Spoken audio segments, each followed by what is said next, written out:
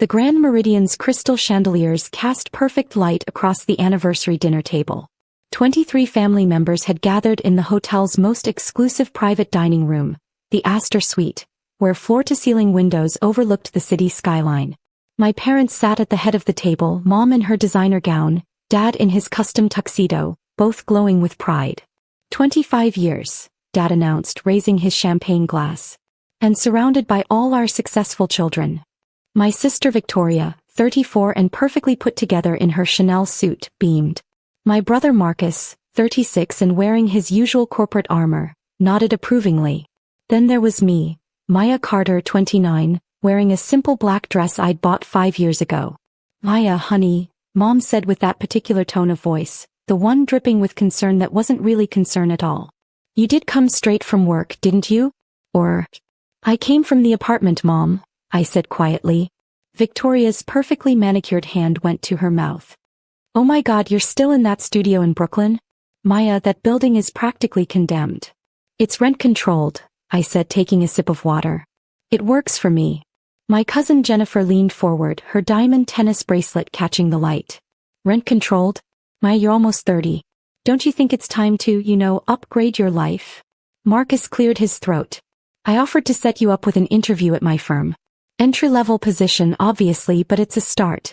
Better than whatever you're doing now. I appreciate that, Marcus, but I'm fine with my current work. What exactly do you do again? Uncle Robert asked. He owned 3 car dealerships and never let anyone forget it. Something with computers? Digital consulting, I said. It wasn't a lie. I did consult. Extensively. Just not in the way they imagined. Victoria laughed, that high, sharp sound that had always made me feel small. Digital consulting. That's what they're calling unemployment these days. She turned to the rest of the table. She still lives in that studio apartment, 600 square feet if that. And she can't even pay rent on time. My mother's face fell. Maya, is that true? Are you behind on rent? Sometimes, I admitted. Also not a lie. I'd been late 3 times in the past 5 years because I'd been traveling for business and forgot to set up the auto-pay from my personal account. This is exactly what we were worried about, Dad said, setting down his glass. When you dropped out of business school, we told you this would happen. I didn't drop out. I left to pursue. A fantasy, Marcus interrupted. You left to pursue a fantasy. And here we are 7 years later and you can't even afford a decent apartment. The servers appeared with the first course. Seared scallops with microgreens and truffle oil. The kind of dish that cost more than my monthly rent. I watched my family dig in, comfortable in their assumptions, secure in their judgment. I tried to help her, Victoria said, addressing Mom and Dad. I offered to let her move into my guest house in Westchester. But apparently she's fine in her little shoebox. The commute would be difficult, I said. Commute to what? Victoria's eyes glittered. Maya, let's be honest. You don't have a real job. You do freelance work, if that. You probably spend most days in your apartment doing God knows what. Uncle Robert's wife, Aunt Patricia, shook her head sadly. It's such a shame. You were so bright in high school. Everyone thought you'd be the successful one.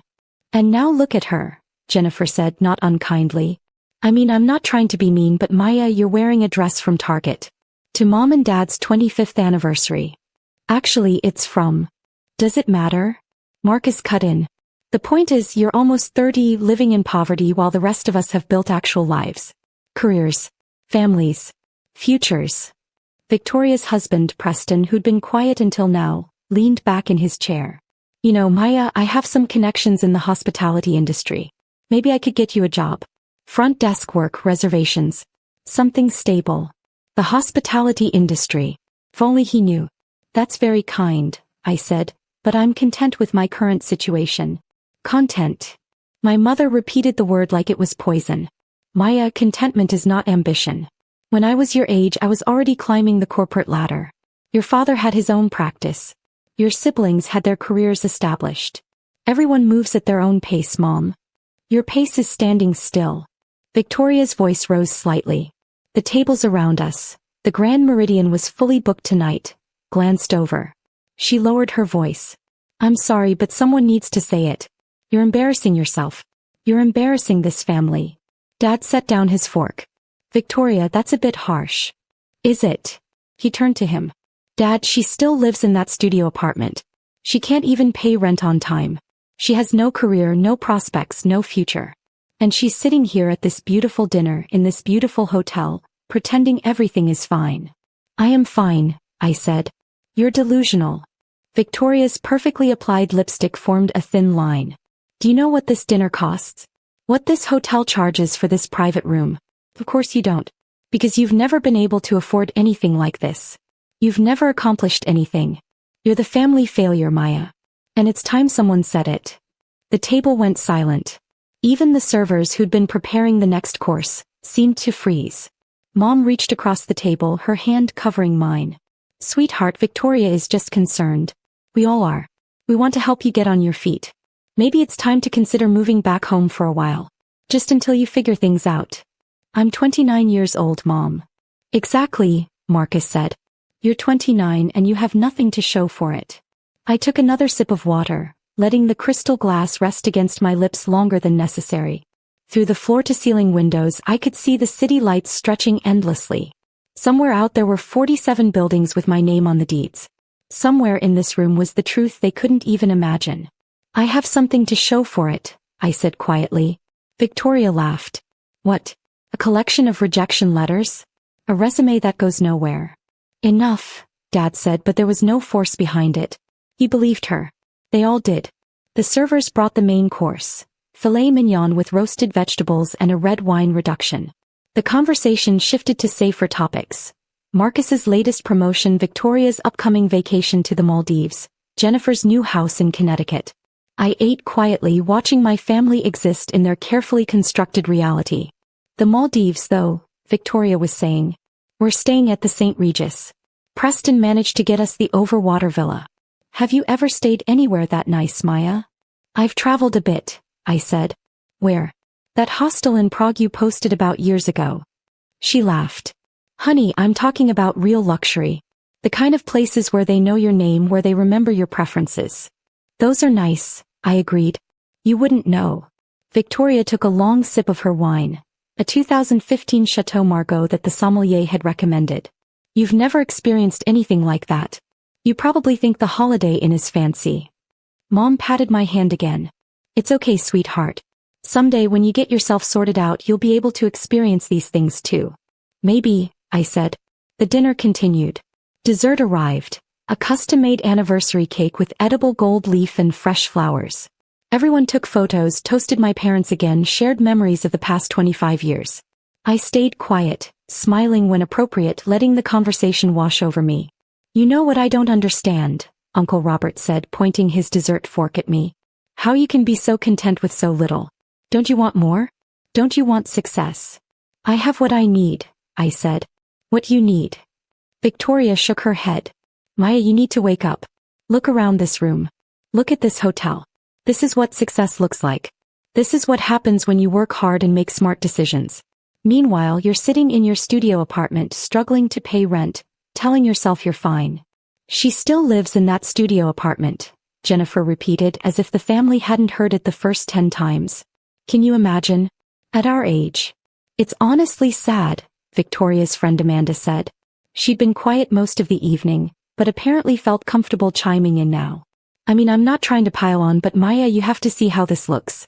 Your entire family is here, celebrating in luxury, and you're the only one who can't afford to participate in this lifestyle. I'm participating right now, I pointed out. Because Dad paid for your plate, Marcus said bluntly. Let's not pretend otherwise.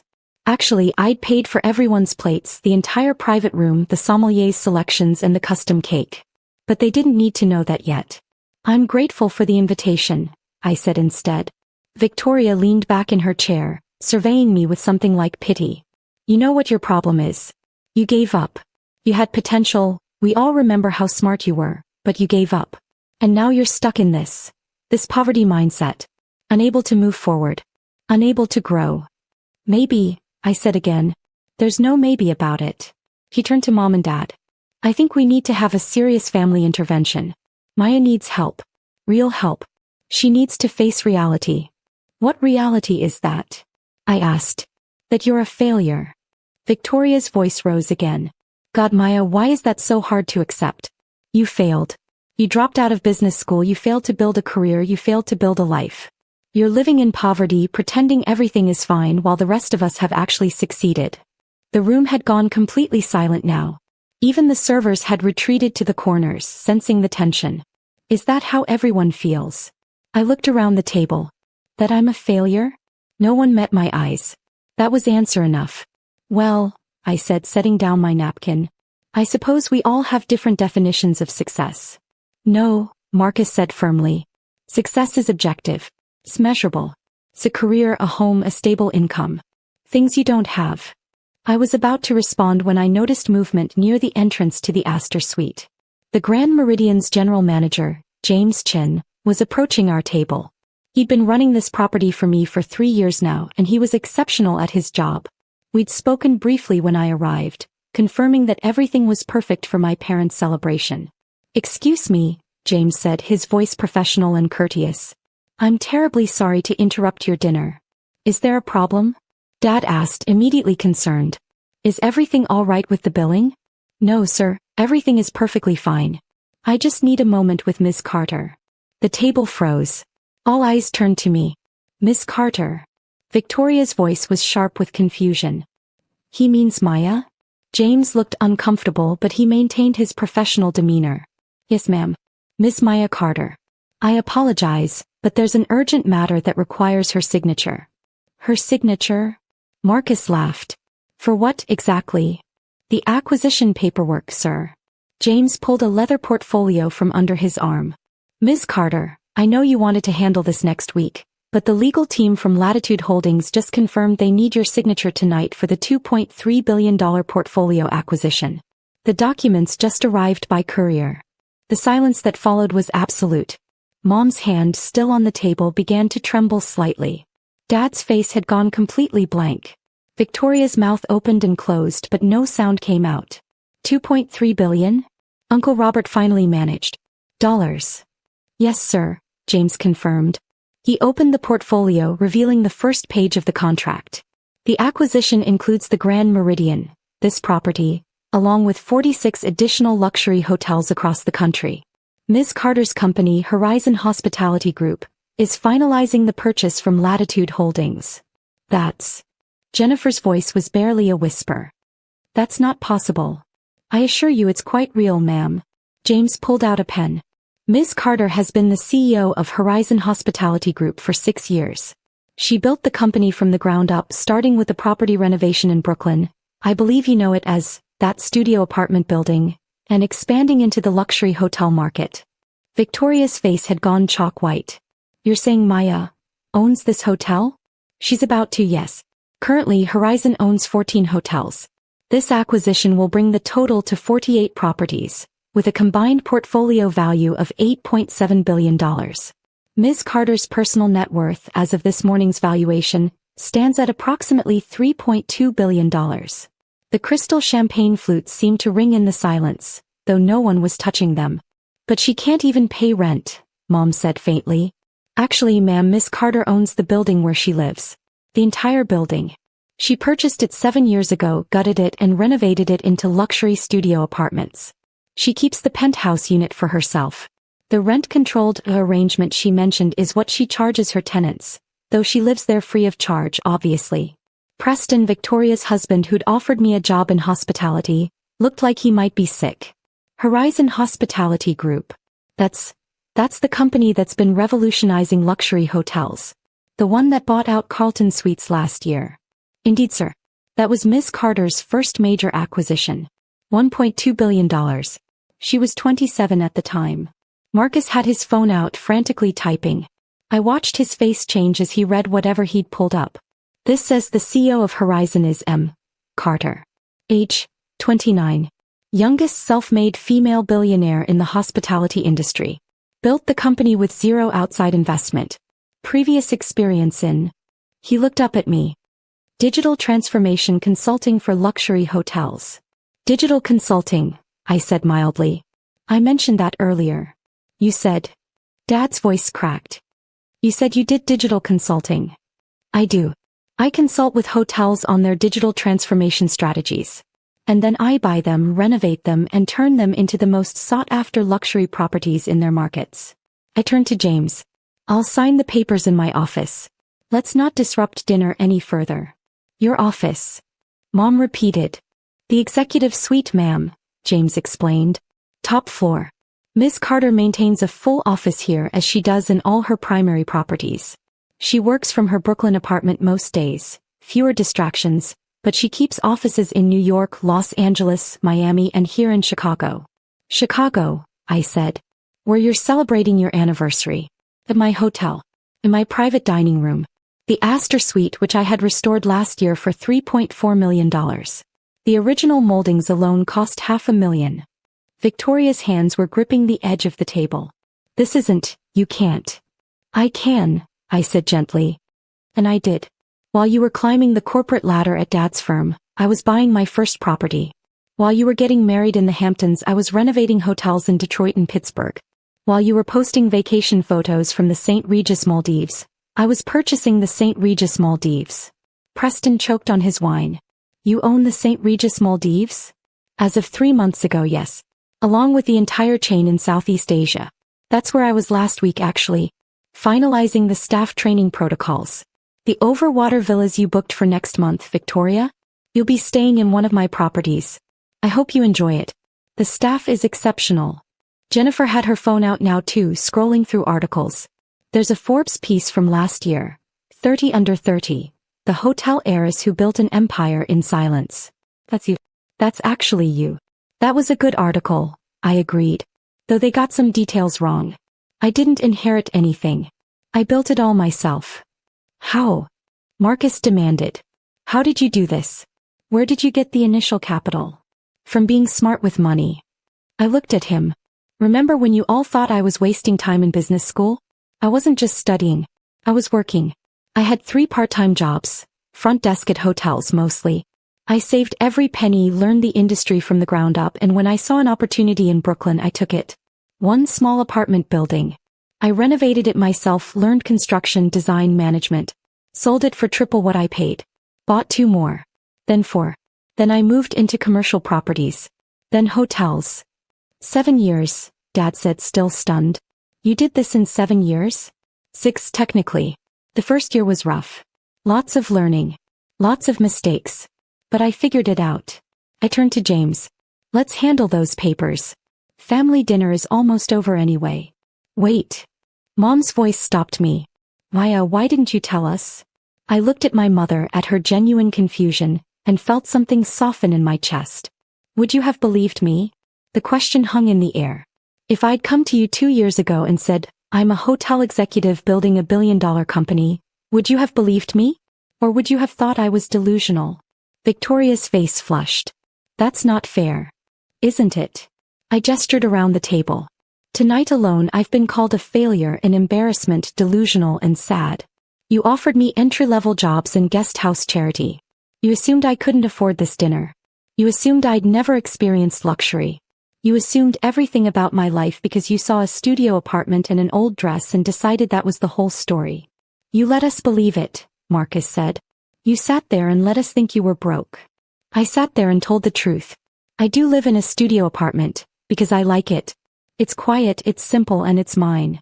I do pay rent late sometimes, because I forget, not because I can't afford it. I do digital consulting, for my own company. Everything I said was true. You just filled in the blanks with your own assumptions. Uncle Robert was scrolling on his phone now. Carter Developments. That's the company that bought the waterfront property downtown. That's you too. Property development is a side interest. Mostly residential.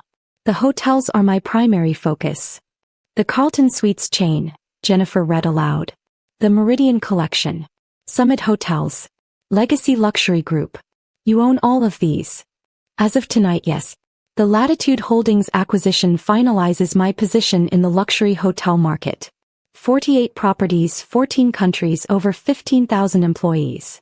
I stood up, smoothing my target dress. Now, if you'll excuse me, I have $2.3 billion worth of paperwork to sign. Wait, Victoria said, and there was something desperate in her voice now. We didn't know. We didn't understand. I know. We thought, we were trying to help. By calling me a failure? By offering me charity? By assuming I was too stupid or too lazy to build something real? I shook my head. That wasn't help, Victoria. That was judgment. We're family, Mom said softly. We should have known. We should have asked. You should have trusted me. I looked at each of them in turn. When I left business school, I told you I had a plan. You told me I was throwing my life away. When I moved to Brooklyn, I told you it was a business decision. You told me I was settling for poverty. For 7 years, every time we spoke, you assumed the worst. You never once considered that maybe, just maybe, I knew what I was doing. The silence was heavy with shame now. Miss Carter. James was waiting patiently by the entrance. I'll be right there. I picked up my purse. A simple black bag from Target, same as the dress. Enjoy the rest of your dinner. Dessert is on me. Actually, everything is on me. The entire evening. The room, the food, the wine. Even that $800 bottle of Chateau Margaux that Victoria ordered. Consider it my anniversary gift to you, Mom and Dad. Paya, Dad started. 25 years is worth celebrating. And you deserve to celebrate somewhere beautiful. That's why I made sure you had this room, this menu, this view. I wanted tonight to be perfect for you. I smiled. I just didn't expect it to be quite this revealing. I walked toward James, my footsteps silent on the plush carpet. Paya. Victoria's voice stopped me one more time. When I turned, tears were streaming down her perfect makeup. I'm sorry. God, I'm so sorry. I know. What can I do? How can I fix this? I considered the question. Outside the windows, the city glittered like stars, and somewhere in that skyline were my buildings, my investments, my empire built in silence while my family built their assumptions. You can start, I said quietly, by understanding that success looks different for everyone. That silence doesn't mean failure. That simple doesn't mean poor. And that your little sister might know exactly what she's doing. I left them there in the Astor Suite of the Grand Meridian Hotel, surrounded by luxury they'd assumed I could never afford, choking on assumptions they'd never thought to question. James and I rode the elevator to the executive floor in silence. When we reached my office, floor-to-ceiling windows, modern minimalist design, a view that cost more than most people's houses, he handed me the portfolio. That was quite a dinner, he said diplomatically. That was overdue. I sat at my desk, scanning the first page of the acquisition documents. My family needed to understand something important. What's that? I picked up my pen. A simple Bic I'd used since college, the same pen I'd used to sign my first property deed 7 years ago. That underestimating people is expensive. And assumptions? Those cost even more. I signed my name, Maya Carter, CEO, Horizon Hospitality Group, across the bottom of the page. The acquisition was complete. 48 hotels. $8.7 billion in assets. Built from nothing but determination, vision, and the willingness to let people underestimate me while I worked.